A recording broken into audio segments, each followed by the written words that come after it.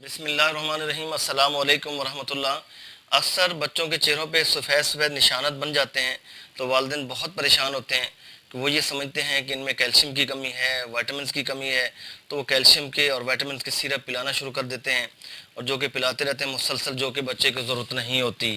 اور اس سے کیا ہوتا ہے کہ بچے کا ظاہر معدہ خراب ہو جاتا ہے۔ جب ڈائجسٹو سسٹم خراب ہو جائے گا، انڈائجیشن ہوگی، بلاٹنگ ہوگی، گیس ہوگی، اور مسائل ہوں گے، تو بچہ کیا کھائے گا، کیا پیے گا، اور مختلف بیماریوں میں گھرتا جائے گا۔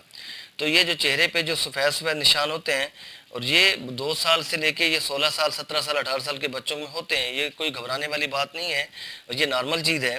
اور اس کو انگلش میں کہتے ہیں پیٹریاسس ایلبا، پیٹریاسس ایلبا کہتے ہیں۔ تو اس میں پریشان ہونے کی ضرورت نہیں ہے، اور یہ جو وائٹ وائٹ نشان ہوتے ہیں یہ خود بخود ہی ایج کے ساتھ ختم ہو جاتے ہیں۔